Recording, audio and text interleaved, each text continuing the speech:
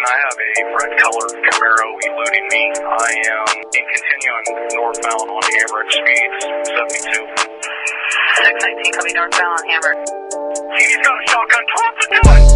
619 shots fired. Suspect is down on the ground. Copy, shots fired.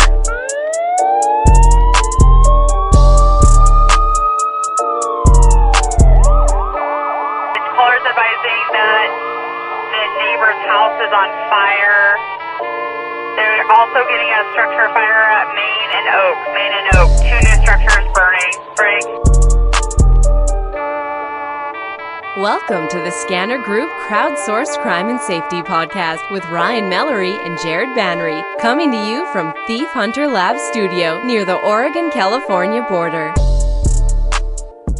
I'm Ryan Mallory. And I'm Jared Banry, and we're glad you're here. Today on Scanner Group Crowdsourced Crime and Safety Podcast, we're going to be discussing the biggest subject in crime and safety that's affecting us this year, and that's the recent fires around Southern Oregon. What we saw that day, the devastation, the controversy, the recovery, and those kind of things. And we're dedicating this first show to the fire-related discussion and the first responders and citizens that saved so many lives during the fires. We're also going to discuss a few crime and safety stories from the scanner calls and member posts this week. All important subjects, and given how drastically the fires have hurt our area, and, you know, they've been a huge subject in the Scanner Group, it seemed like a good choice to delay our intended programming and make our inaugural show focused on the first subject that literally affected everything we do in Scanner Group. Well, let's get started. I agree. So we started out with a fire, the Almeda fire. That morning, had the scanner on because I was really listening for the winds and thought we'd be reporting trees down across roads and those kind of things because it was supposed to be a 100-year windstorm. What I found out was lots of PulsePoint, which is an app that sends us 911 calls, lots of calls about arcing wires and those kind of things. So pretty much assumed that the Almeda fire was relative to that arcing wires and high winds and those kind of things, and it just started tearing up on the scanner immediately. Yeah, it was quite the event. It was surreal, kind of sitting back and listening to the scanner because of the we knew the winds were going to be horrible, and with the dry conditions that we've had this year, we knew that fire was going to take off, and with the speed that thing took off, and you could actually hear it in the first responders' voices when they were trying to get the I-5 shut down. They were dealing with the traffic issues, and then beginning the evacuation process. That was crazy. Yeah, it was pretty rough, and the entire time I was listening, I kept thinking, as they were saying it was jumping different roads, that all right, they'll have it contained pretty soon. But at the same time, every time I walked outside of my house, I felt like everything was blown away. We had like a little kiddie pool for my granddaughter, had a couple bricks in it. It picked up the bricks in the whole pool and everything and took off. And by the time it crossed Valley View Road, which is the road that comes down to the car dealerships at the north end of Ashland, that's between me in South Talent and Ashland. When it jumped Valley View Road, I thought, wow, this could be really bad for my family, my neighbors, and those kind of things. And yeah, it was for an awful lot of my neighbors, for sure. Yeah, here in the firefighters actually surrendering structures because of the speed was really scary. I haven't heard that firsthand in our area. I know it's happened before, not to this scale, but I haven't heard that firsthand in where I live. I've heard it, on a scanner when I was listening to the Redding fire or the Paradise fire or recordings of them online as I look at different content on YouTube and things like that. But I don't think I've heard that before on the scanner here. You've been listening to the scanner around here for a lot longer than I do. Do you recall them saying, we got to let that one go? That was...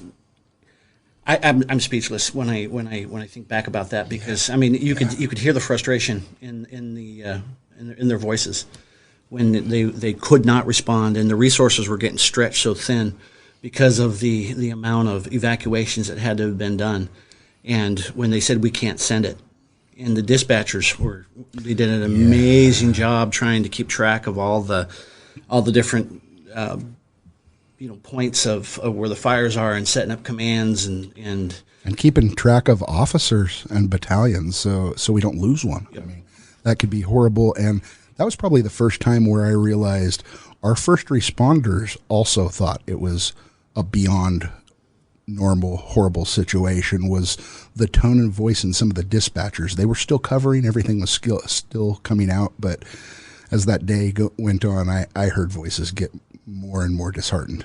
Yep. Yeah, I really felt for them. It's got to be hard. I know I was just listening to people's homes burn and thought, man, those are my neighbors. I drive by those houses every day. Yep. And trying to report on something like that when you're given an address or you're given an area and you're talking about these homes being overtaken and you type in, 5 structures lost, and then you got scanner members that don't have the scanner going, and they're hearing where these fires are at, and they got loved ones, and they want to know. Yeah. And being one or two administrators sitting on a page, Listening, that was overwhelming. listening to a scanner with hundreds of police and fire officers and several dispatchers just going nuts on it. And that's just a handful of channels that we're usually listening to that are combined for Jackson County into one feed on the Broadcastify app. But there were also fire channels and other things that I switched to, and they were all going nuts. And I know they were on tactical channels for some things. So the amount of traffic, I can't imagine anybody could follow and report it. And eventually it just got too disheartening to report. And I thought maybe we should just be reporting the milestones. Now it's crossed this road. Now it's in this town, because reporting on all the structures. I'm just worried about sending people over the edge. It definitely bothered me. Yeah, no, it was a very difficult thing to deal with, and especially when you feel helpless. I have a history. I have a background in law enforcement, and I've been at fire scenes and I've seen the expert work that our firefighters and our in the ODF shows, and sitting there in your home, safe, knowing that this fire is so far away from you, but yet knowing the devastation that people are experiencing. It was just a helpless feeling.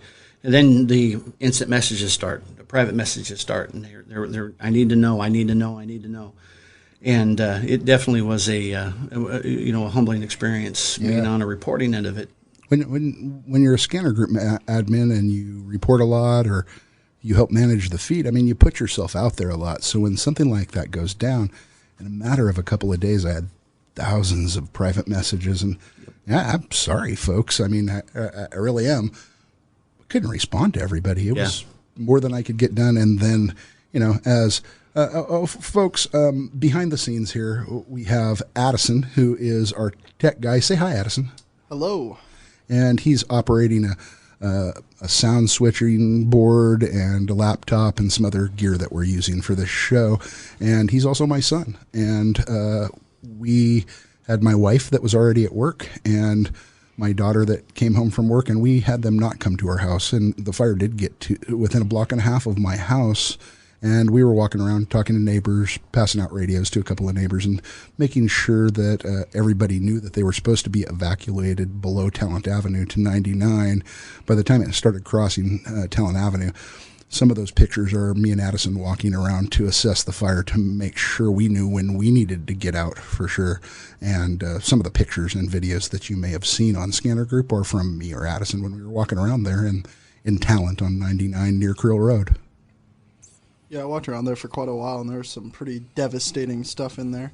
Like on the corner of Arnos and 99, that entire mobile home was just gone, and all the wreckage all the way down 99 was just crazy to kind of watch burn, because I just took a good long walk watching it all go down. It's ridiculous. Large percentage of the businesses in Talent definitely gone too, and I don't know how many at this point. I think we heard lots of structures and things like that, 2,600 structures, 1,200 or 1,300 homes, but the number of businesses for the size of a town like Talent or Phoenix that were lost make a significant impact.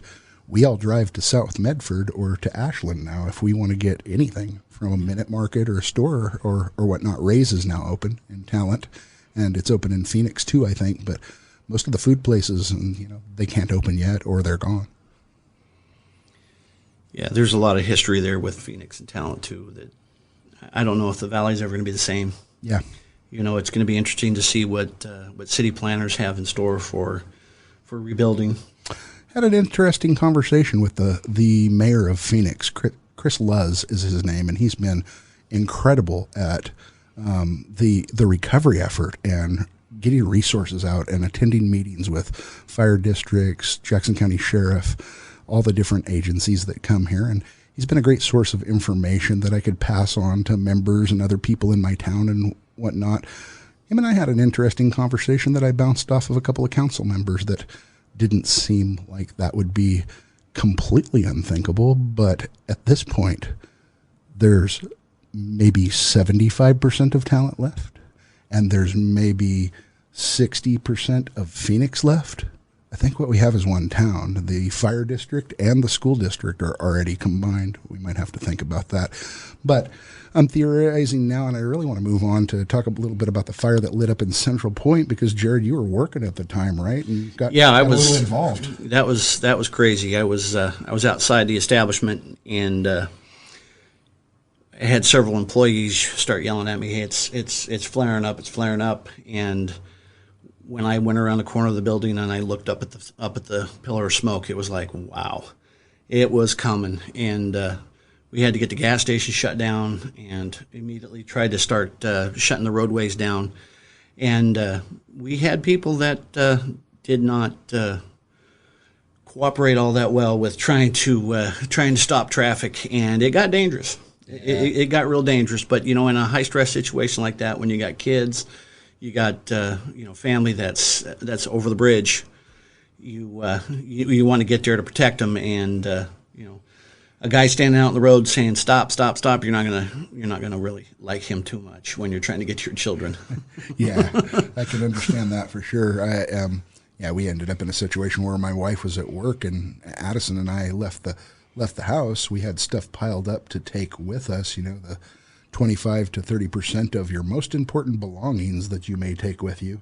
We had things piled up like that, but we needed to go get my wife from work in Ashland, so we took off to go do that with nothing but a couple of guns, a couple of bottles of water, and our wallets, and that is what we had until we made it back to the house, which we did get to make it back in there earlier because we needed to help take some things to neighbors and those kind of things, so we ended up picking up that lot of stuff, but we didn't have it that first night, that's for sure. Yeah, it's kind of funny when you're looking at an evacuation, or are you prepared? Running around the house trying to find the important paperwork and stuff like that made you really realize that I got to take care of business.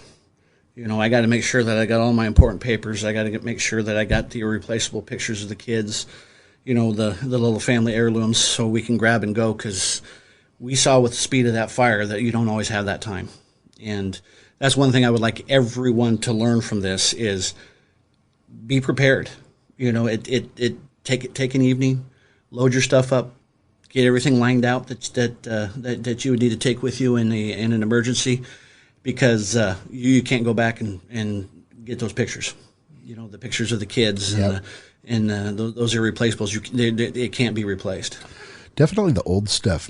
More and more people put things on Facebook, send people to friends electronically. I think next generations are going to have a lot easier time replacing their stuff, but not the family photos that are from the 20s and 30s that I have, and some of those things are pretty important.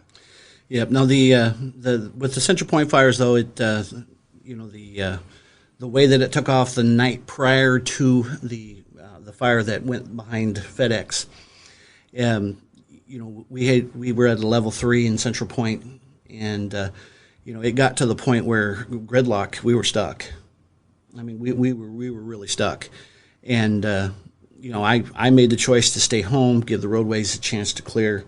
But, we have to make decisions what's best for our family. And luckily, the fire department got on it really, really quick, shut it down the night before as it approached Table Rock Road. And then the helicopters and the planes that were dumping the fire retardant the next day was kind of an awesome sight, even though it was burning. Seeing the equipment in action, the skill that those guys have, as that Almeda fire was burning, those helicopters and Borade planes were coming right over my house, so much so that the water was dropping out of the water balls on the helicopter on my head, really close to the top of my house. And You know, I got to say, folks, the helicopter pilot and the Borade pilot that were taking care of the fire at New Sammy's Bistro on Highway 99, those guys saved my neighborhood. They saved my neighborhood because they didn't just slow down the fire, they put it out. And the ridge behind where I live would have taken out the rest of Talent. They saved that entire neighborhood, all the way up Creel, all the way south of Creel. They really saved it, so... Yeah. Just fantastic work. Thank you, guys. If you're out there and you hear this and you're the helicopter pilot and Borade pilot that were hitting New Sammy's Bistro near the start of South Talent Avenue, man, thank you guys. I really appreciate you, and so do my neighbors. And then, you know, for Eagle Point, that Eagle Point fire out there at Obenchain, the way that thing took off almost simultaneously with the Almeda fire. Makes you kind of wonder sometimes what's going on. It does. And that was the big one. Boy, when I look at the maps, the Obenchain fire, that burned some serious territory. Lots of lumberland, and I know it got homes, and I know Shady Cove and Eagle Point were evacuated, but it sounds like Shady Cove made it and Eagle Point, but a lot of homes that are out in the rural areas of those towns didn't make it. Yeah, and it sounds like there was a out in Butte Falls. There was a fire crew, and I'm trying to remember their name. They had like a forgive me, everybody, but it was kind of a hometown fire crew that they put together that saved Butte Falls. The famous ones recently in Molalla, the Hillbilly Fire Crew. Yeah. Literally call themselves that, but they saved their town because the government had to move on to other fires, and Molalla was going to burn, but not before every logger, rancher, and anybody that could run a piece of equipment cut lines around those towns. I think that's what we need, folks. No matter how big this area gets, we need to be closer together and care about each other more. Yep. And that was one of the positive things that I saw from this is people caring about each other. You know, when I stepped outside my house and I saw neighbors talking to neighbors and helping each other load vehicles up, and they're asking about their loved ones, and have you contacted your grandma, your grandpa, do you need any help? And then when we put on the on the scanner page, when we're asking people, are you willing to help, just the hundreds of people that, I have a car, I have a trailer that I can haul horses in, and it was heartwarming seeing the valley come together. They're still doing it. I can't believe it. The guy with the trailer, he found somebody that needs to live in his trailer, a single mother with kids, and the list goes on. Now we're giving away 2 cars that a couple of members that I know pretty well had cars, and mechanics were even willing to go through them all. So we'll be announcing that shortly, but people have really stepped up, and the resources around the valley, man, just incredible. Yep, very, very heartwarming. But as I was reporting on these fires, in my mind, I started kind of playing out, like you said, on the PulsePoint and the fire department running to arcing wires and a power box that's on fire, and it made you start thinking, is this from the wind? Because the conditions are really dry. Yeah. We went 3 months with no rain, and we all know if we've lived here in Southern Oregon long enough, these summers get dry and it's a kinderbox out there. The Greenway burns every year anyway. Yep.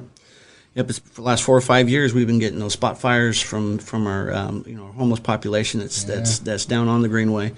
And these fires, you got to warm your food.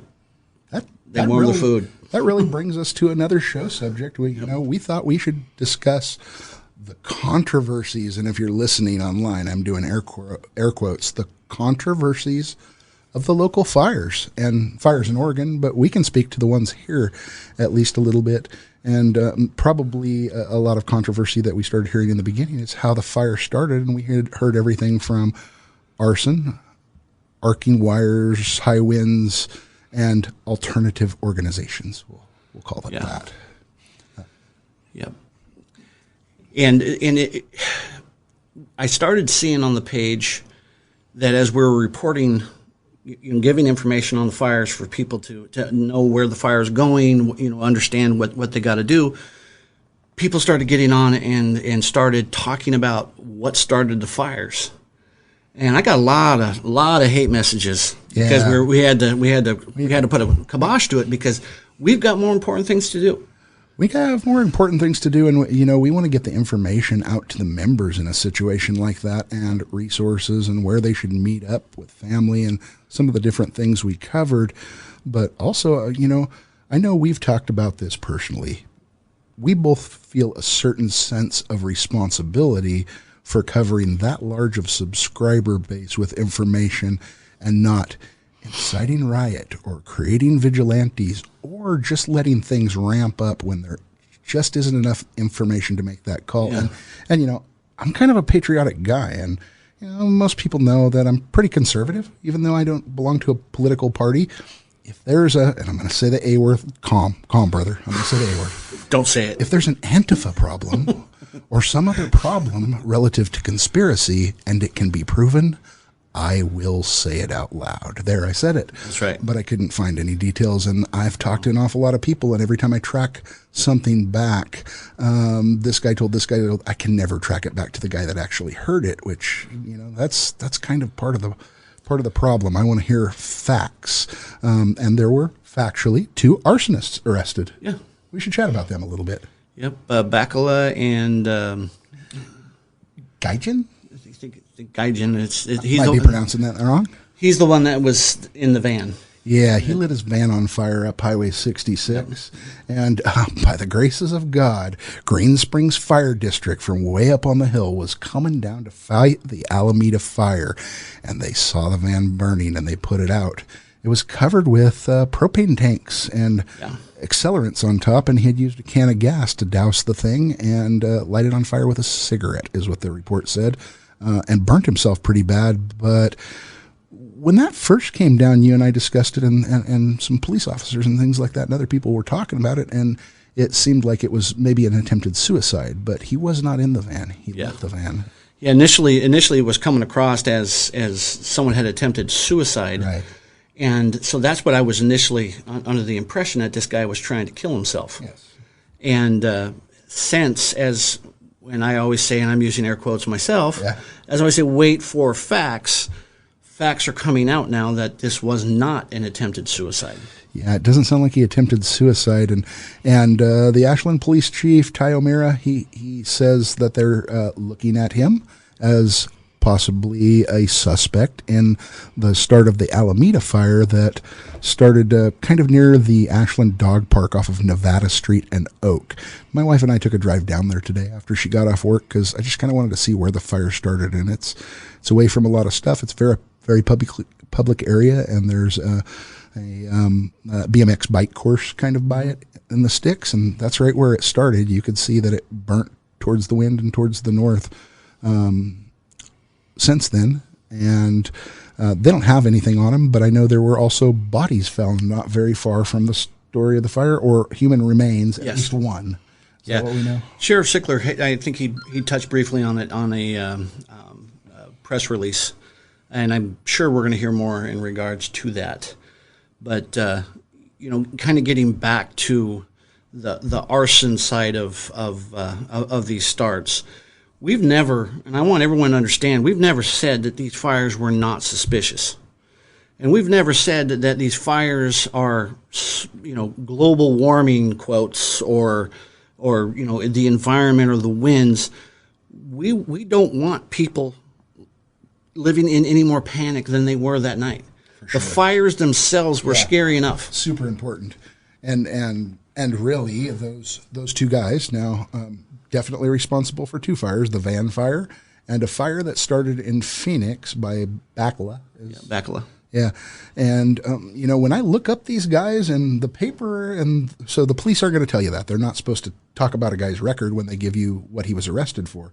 And the papers don't do that. They don't look up all of their past record and things like that. And I feel like that's one of the things we do in Scanner Group, because people may paint a picture of mental illness or drug psychosis and those kind of things, and those are probably true, but understanding the history of that person and how many burglary, disorderly conduct, acts of violence, resisting arrest, running from the law, and different things. You know, one had 24. That would be Nguyen, who lit the van on fire and is being looked at on the Almeda fire. And BAKKELA had 30. Oh, wow. Yeah, that revolving door, it's tough. And, you know, that's a whole nother issue. And when it comes to a jail, that can be a whole nother show. But, you know, we put the kibosh on it because we did not want people living in any more fear. Yep. And we had members that were afraid to go to sleep because these fires were popping up in strange places at strange times. And, you know, with the winds, embers can carry. You know, we get these fire ups and from smoldering under the ground. We posted videos of these fires burning roots up underneath the ground, and they can burn for weeks. And we just don't need any more fear. We don't need to live in fear. If we watch each other's backs and we stay vigilant and we keep our eyes open, we don't have to be afraid. And law enforcement has not connected the dots to BAKKELA and this Nguyen guy, or anyone else that started fires up and down the I-5. There's no connection. This is not. I think it's not for lack of want either. Like some of these officers that would be investigating things like that, they have friends who lost houses. If they didn't lose houses themselves or businesses or those kind of things, and they know their community, they work in this community every day, they want the real answers too. Yes. And I want the real answers without all of the rhetoric and conspiracy theory and things like that. If there was a conspiracy, I have a feeling we're going to find out about it. Yeah. And if we don't find out about it, that's because it could never be proven.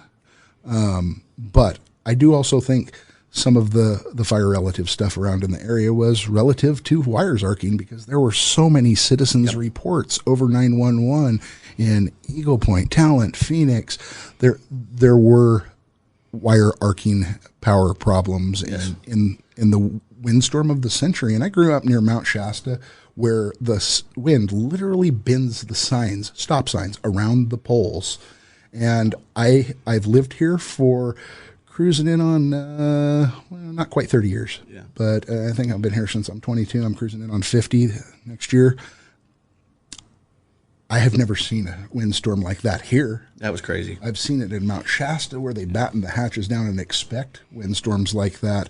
And everything on the poles in Mount Shasta is completely bolted down hardcore and has these little balls and little flags and things like that they put on the wires that keep them from flapping around in the wind. I would think they would catch more power, but that's not what my grandfather told me. And they're in the windiest places, so they keep the lines from smacking together and bouncing around too much. We don't have that here. It might be time for it. That's right.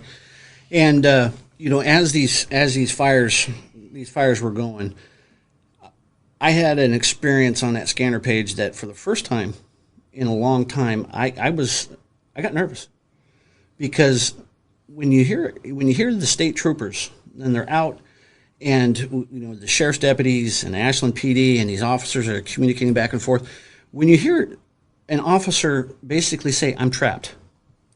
I'm trapped. I can't get out." Wow. You know, your mind starts to race.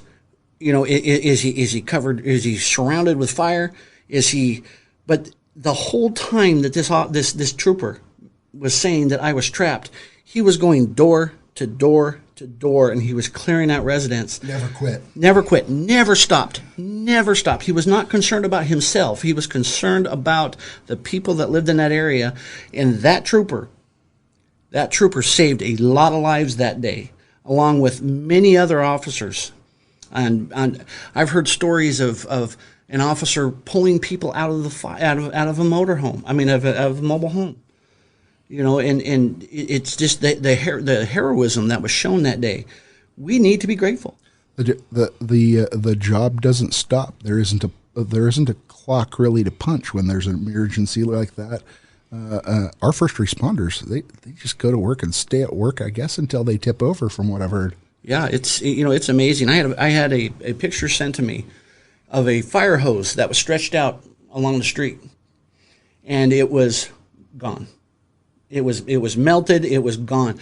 Those firefighters had to run. That fire was coming so fast that they could not pick up their equipment. Yeah. Another picture, the hose was wrapped up.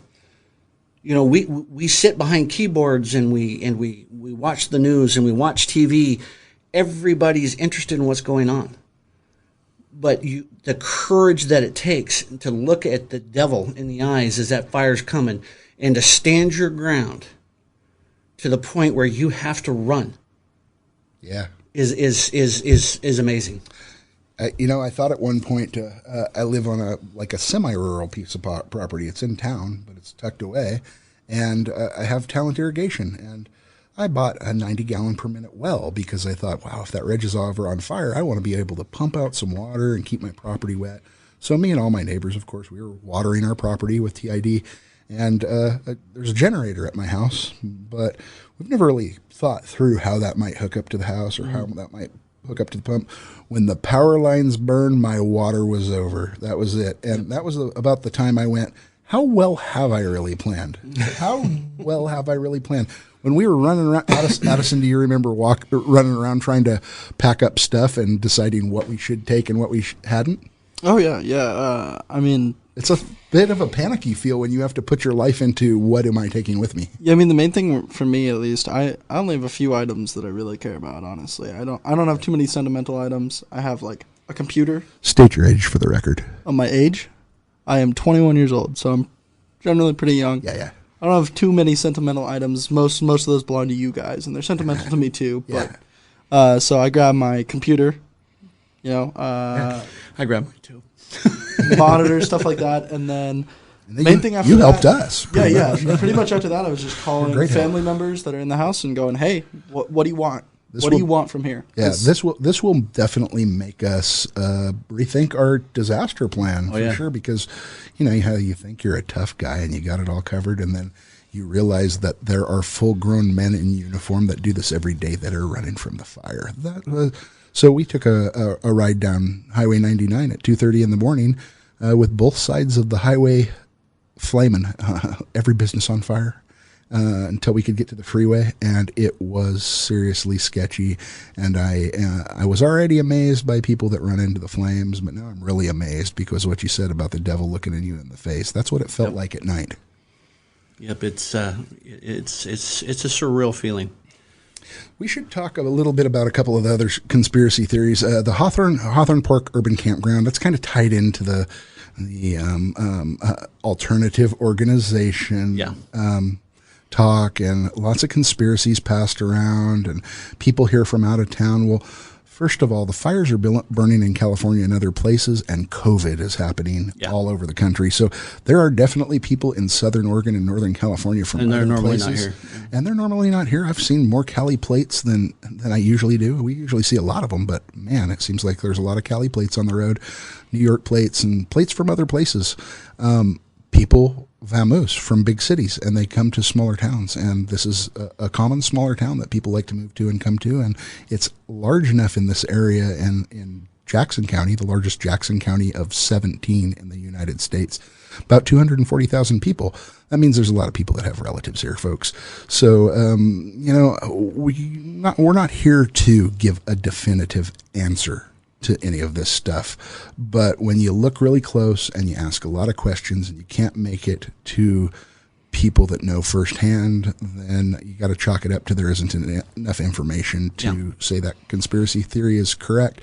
But the cops have now cleaned out the park. They gave ample notice, and I know they delivered a lot of people to the expo and different treatment centers and different the urban campground that Justin Hahn runs. And I got to say, Justin Hahn is a rock star in recovery, and he's really helping people with their urban campground. I got to talk to him about it at an event.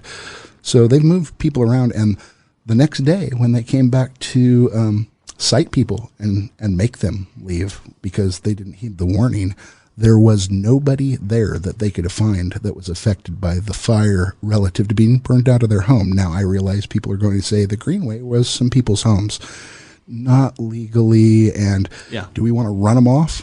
No, not entirely, but it also can't be a public health concern and a public safety concern by having that many people with not enough toilets, latrines, water, and Yeah, the other conditions supplies. the conditions it's were not the right place. crazy.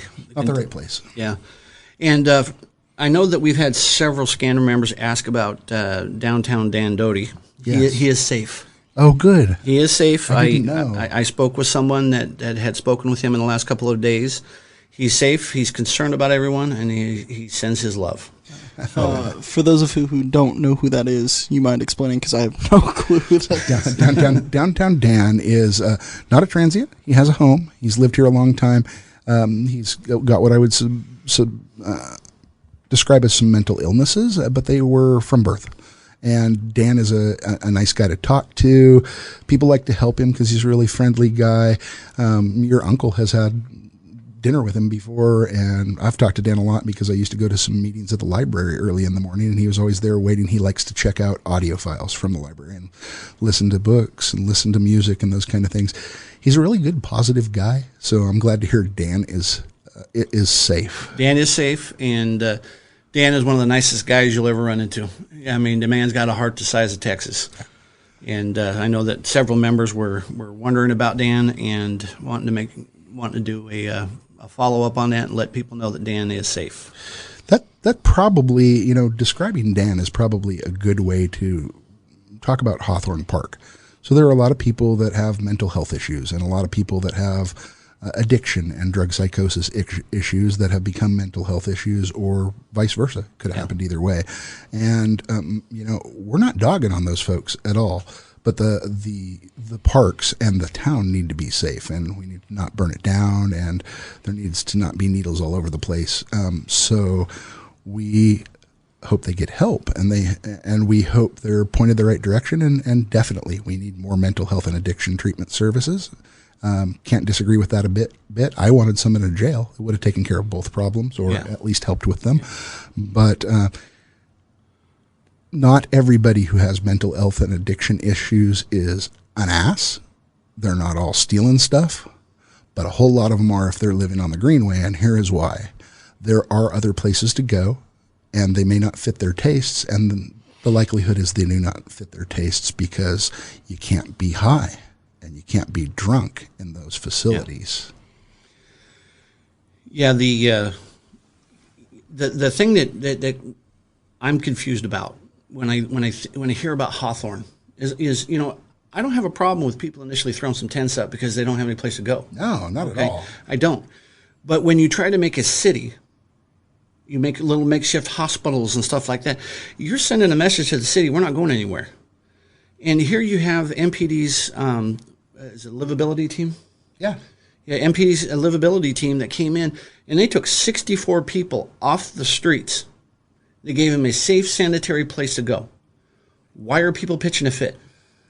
It's probably the single biggest event that got people help in recent years.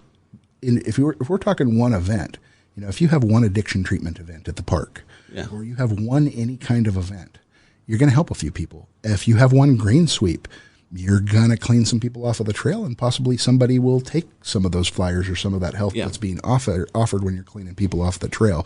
But that's probably Hawthorne Park, and the fires are probably the one single biggest event that got some people that were living on the Greenway help if they wanted it. But we live in the state of Oregon, and you can't make people take help until they've committed enough crimes that you can mandate it.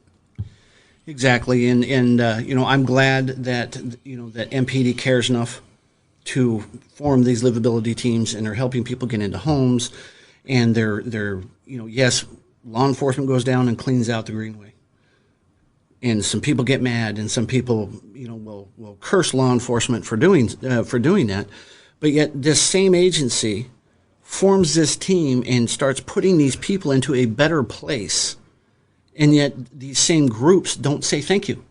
Medford PD or Medford City Council is also who adopted the urban campground, where it's a fence-safe place for people to go stay out in the open air if they don't have a place to live. And when I look at places like Seattle and LA and Portland and San Francisco, I look at Medford and think the city council's doing a pretty damn good job. I mean, who would want that job? I'm a pass on that, because I think you can't please anybody. at all. No. But if I'm going to compare it to other cities I've been to, and granted it's smaller, but even cities of this size, Medford's a pretty good city. I like it. Yeah, and Medford does a real good job of dealing with the issues. I know a hot topic that has been on the scanner page, and we've had to put the kibosh on it, and we almost ban it, is the talk on the homeless issues that we have. Yeah. And some of the statements that we have to delete is and the funny thing is though is we get a handful of people that get very emotional about a topic, and they start throwing this stuff out. We need to do this and we need to do that, and then we've got the side that doesn't like us because of what we do. And you can't talk to that many people without some people not liking you. Yeah. I'm used to it at this point. Bring them all. Okay, it is what it is. But think about this, folks. I'm gonna look right here in the camera. Would you talk to your grandmama in that tone and with those words? If you would, then go talk to her, please. Yeah. But don't talk to everybody else's grandmama, because there's grandmas in there and kids and things like that. And that's why we try to keep it copacetic. I mean, Addison, do I cuss? No, not usually. Oh, you don't have to lie this time. I'm not lying. You don't usually. You occasionally do in the Daddy, I love you. In the privacy of my home, I cuss a little too much, honestly.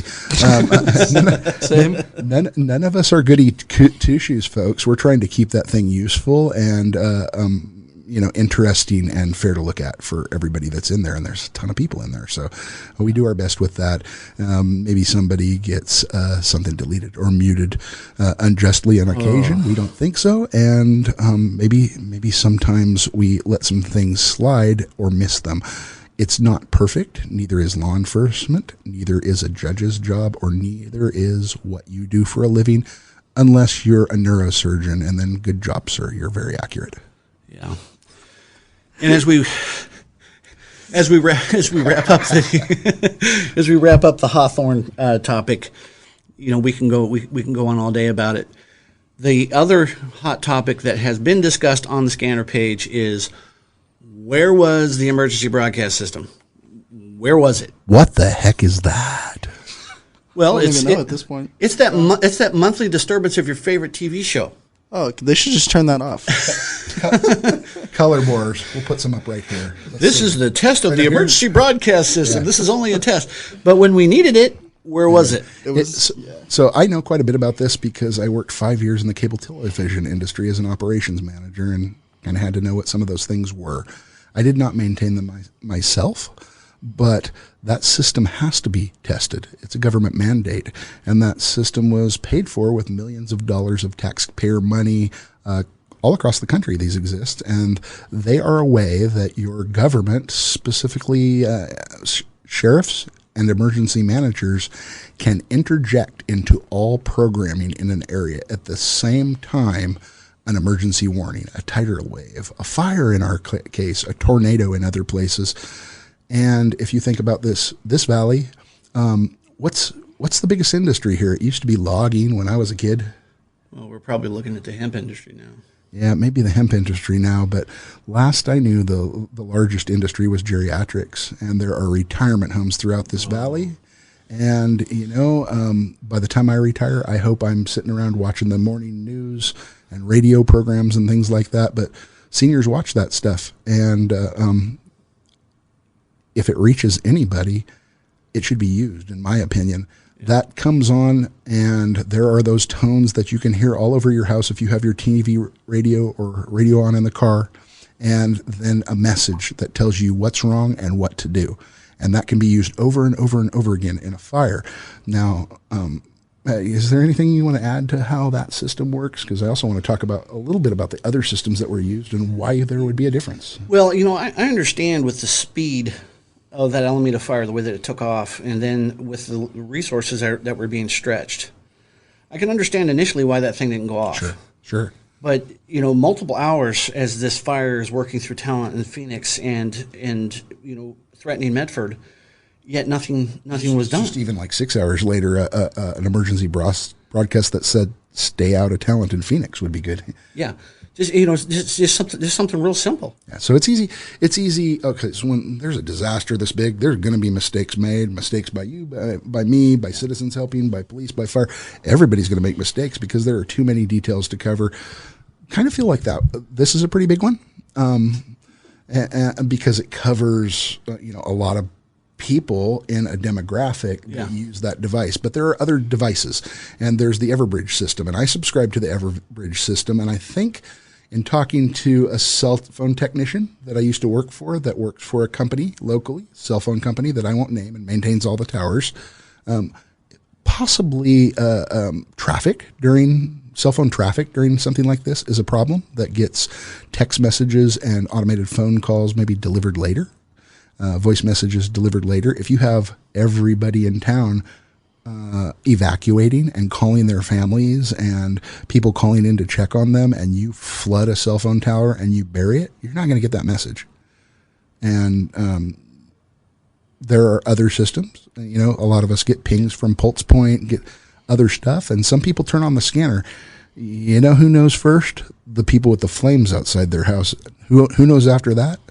The people listening to the scanner, besides dispatch and the cops themselves and fire. But if you're listening to a scanner, man, you're going to get that stuff quick. And if you're listening to an actual radio scanner rather than an app, you'll get it someplace between a minute and 3 minutes before even the radio app. So, I kind of wanted to touch on the emergency broadcast system, not because we're looking to rattle anybody's cage or anything like that. What we're looking for, I think, is what's going to happen next time. And with as dry as it is and as windy as it was last night, next time could be tomorrow. So although there's lots of things going on relative to the fires, I think that's something that needs to be hashed out pretty quickly. Yeah, I want answers. Yeah. I don't know enough about the emergency broadcast system or what went on that day to point any fingers to say these people failed, this person failed, this should have been it. All I can do is sing praises to law enforcement and fire personnel and medical people that were running door to door, knocking on doors, telling people to get out. Yeah, for sure. That's the best system that you have is boots on the ground. Yep. But as hours went by, as days went by, we weren't getting anything over the emergency broadcast system. And I would encourage, if anyone is listening, answer the question. Yeah. Educate us. Help us understand. Because like you said, the environment is still rich for a disaster. Yeah. We still have the winds, we still have the dry grounds, and we still have people that like fire. Yeah. We still have people that like fire. And will we have more fires? Yes, we're going to have more fires, I can promise you. Well, and then according to Gangrene, when everything burns down, then we're going to have tornadoes. So we're still going to need the emergency broadcast system, right? Okay. I couldn't resist. Sorry, folks. There we go. It got political. Dun, dun, dun. Big surprise. Yeah, right. Okay. So the other thing that we wanted to touch on relative to controversies, I don't know that it's necessarily a controversy, but looting. There's been quite a bit of looting. Oh. Normally I'm looking at the mugshots every day, and I'm like, there's a thief, there's a thief, there's a thief. I'm seeing double. I'm seeing at least double. Yeah, it's and I'm just gonna speak real frank. I don't like a thief. No, I don't like a thief. And the thieves that are out there are seeing that here's an opportunity. These people are burned out. They're down on their luck. They're not going to be there. I could sneak in like a coward. I can go through their stuff, and I can take what I want so I can go get my bag of dope. Yeah. We gave a warning on the scanner page. It was not a call to vigilantism. It was a promise that if you go into an area that was burned out by fire and you have a homeowner that's lost everything that rolls up on you, you're going to have a bad experience. Yeah. You're going to have a bad experience. We're not encouraging it. We're telling you, don't go into those areas. I can tell you some guys had some bad experiences from the stories I had. I've heard from citizens that were patrolling. It is what it is. Don't steal stuff during a disaster. People, that murders people's souls, guys. You just can't do that kind of stuff. And, there are two phrases that I love in Scanner Group, and, we don't say them a lot, but we're not vigilantes, we're vigilant. We're not breaking out the torches and pitchforks, but yes, we are going to watch really close. And the other one is, we'll make you famous. If you're going to be an ass, we're going to make you famous. That's right. Well, you talk about the breaking out the pitchforks and the torches. We don't do that, but if you have a dog in a car and the window's up, we got members that will. Geez, yes. I will. Oh my God. I will do that. Hey, what was a dog in a car. Hey, you ran a poll. What was the rough outcome of the poll? The rough outcome of the poll is, and I've learned Would this you help from the person first or the dog first? the person first or the dog first. The people that would, and thank heavens, the majority of the people are going to help the person. But we had a massive number of our members that said that they would help the dog. I refused now to go out in public with a dog because if something happens to me, if something happens to me, I'm dead. The Scanner Group members will take care of the doggy and leave me there to die. Yes, that's crazy. People chose a person over a dog. Some people did. Chose a dog over a person. Yep. A lot of them did, and the vocal ones in the comments it was all about the dog. Time for an ethics class. It's all about the doggy. Don't get me wrong, I love dogs. That's right. I love my dogs, and I hope somebody would take care of my dogs if I was passed out after they made sure I was still alive. That's right. And I made a bet with a few people on the administrative chat that exactly what would happen, that either the dog population or the animal lovers of the group are going to be so overwhelmingly boisterous about their love for animals, or we're going to find more people helping dogs than people. Yeah. Well, luckily, the fire brought us good people in, and they voted to save the person. I'm just and we love you, pet lovers. I just want to say that we actually operate a group that is Southern Oregon pet lovers and lost and found. So you can find that and enjoy it. We love pet lovers. I'm a pet lover. My wife's probably going to smack me after we watch this. She's the serious pet lover. She would save the dog. She would save the dog. Yeah, I don't know. She wouldn't. It's true. But close. It's neck and neck. So the looters, there's been published by law enforcement, several looters in the fire area actually stealing from houses that were evacuated. That's just wrong. Just wrong. So, we'll probably put the pictures of them up between us here and show you some of those folks, but we publish them on Scanner Group as well. And anything we talk about in the podcast and on the YouTube channel, that will be in the links in the comments and on the main post and those kind of things, so that you guys can go look these things up or take a look at them, or know who to get the torches and the pitchforks out on. Well, the funny one was the two women that were running down the middle of the street with a cash register in their hands. You know how hard it is to unlock one of those? Those things are heavy too. Yeah, they're pretty heavy. Unless it's a chintz one, and then, geez, you could have just dropped it and took the cash. Busted it open and took the cash if that was going to be the case. No, they're running down the street with the cash register in their hands. Hello, see something, say something. People are calling. Right. There's some women running down the street with a cash register. It's crazy. Your first thought is, wow, that building's going to burn down. I'm just going to run in there. They weren't running fast. No. Right. I'm sure their stamina wasn't up because they needed their bag of dope. So I want to move on to a part where we're going to talk about heroes, and we've heard some stories and things like that, but I thought we'd discuss a few of them. Jared, you've heard some hero stories through the fire? Yeah. As I spoke earlier about the state trooper that, he himself was in grave danger, and he continued to help. I was contacted by a Central Point police officer who shared a picture with me, and he shared it on his personal page, and it was of a gentleman that was brought into his home to go through and collect his belongings, and his life was destroyed. And he collected some of his belongings, and as they were attempting to leave, he asked the officer if he can hang American flag. I love that picture, man. And the officers, of course, gave him a few moments. And in the ashes of his home, he raises the American flag. And he taught every single one of us in his time of need, when his life was in devastation, that you love your country. That's right. You love your country. And those officers stood there misty-eyed. They took pictures of the guy raising the flag because that man is a patriot. That man loves his country, and he wants the world to see the American flag flying above what's left of his life. There were some firefighters mopping up a little bit. What do you got there? Are you playing with that microphone?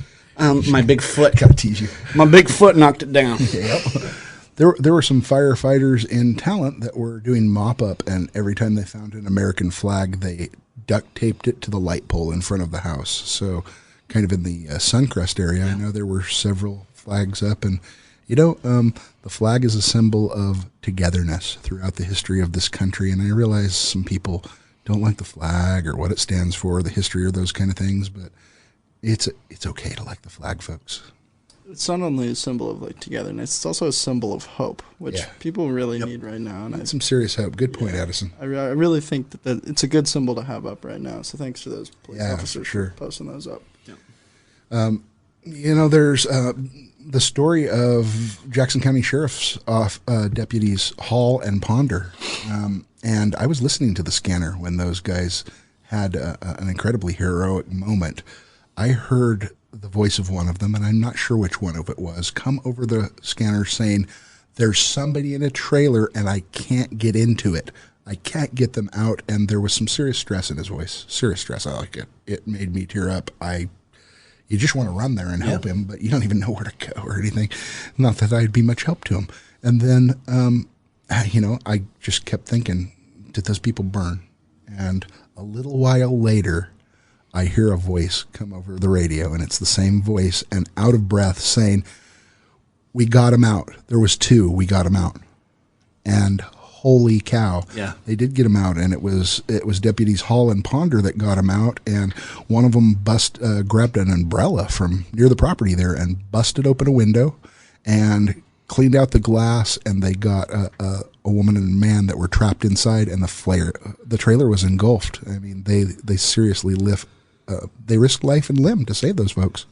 But to all of our dog lovers, they got the dog too. Yes, they did get the dog. They got the dog out, and I know for several of you, get the doggy first, then get the people.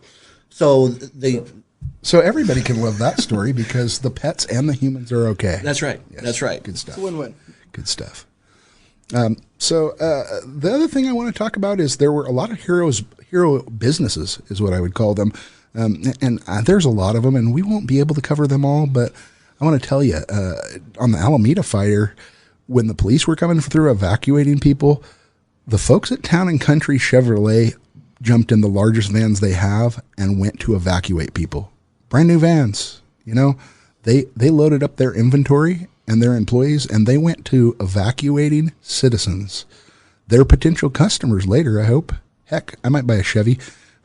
People don't know this, but my grandparents owned a Chevrolet dealership in Weed, California that I grew up on, and I've owned a Ford since then. So I don't know how that worked out, but sorry, Grandpa. Gosh. Sorry, Grandpa. But at this point, I mean, Town and Country Chevrolet, good job, folks. That's incredible. And Baseball Chevrolet, Apple Pie and Chevrolet, that's an American thing too.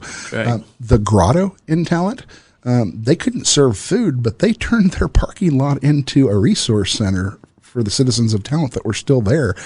People could go down and get, water, some food, some clothing, and things like that while everybody was just stuck in a really bad spot. And the same thing with El Tapatio at the south end of Ashland, and that's been one of my family's favorite Mexican restaurants since I was in college. And I called because I wanted to give them some business because I saw them having a resource day fair a few days before, and answered the phone and said, "Oh, we're still trying to help friends and neighbors and family and those kind of things. We're doing a resource fair out there," and they decided to not make money and help their community. So appreciation to all the stories about businesses, individuals, and definitely first responders out there that have done such a good job. Other things that we should discuss? Well, I think for the first show covering, what we can, because we're not official fire investigators, there's going to be a lot more information coming out in the next couple of months regarding the fires, law enforcement investigations into the arsons. We just want people to understand that currently, as we stand, there is no connection from these fires being started to any political group. It's just not there. So don't freak your communities out. Don't freak your friends out because you heard through the grapevine that 7 Antifa members were arrested when that was debunked 30 seconds later. Just understand that when law enforcement comes out with a press release regarding a particular fires, we will be the first to announce it. Yeah. We don't want to keep information from anybody, but if it's not information, what's the point? That's right. What's the point, really? Yeah. And we're going to be getting back to business in regards to the scanner group because we've got a lot of thief hunting to do. Absolutely. Theft is through the roof right now. We've got people that are trying to capitalize and, on these on this disaster. We got fraud when it comes to GoFundMe accounts and people that whose homes were not burnt are getting money. People are trying to soak it out there. I mean, that's right. People will tell you a story. It's good to give to a charity that has some kind of standing, or a personal friend that's knowing that is going to do some good. And a lot of these resource fairs and things like that, that's all great. Bring stuff. But if you're going to write a check or you're going to hand somebody some cash, you should really know where that's going, because people are pretty tricky. They're great grifters. I mean, they could sell ice cream to Eskimos.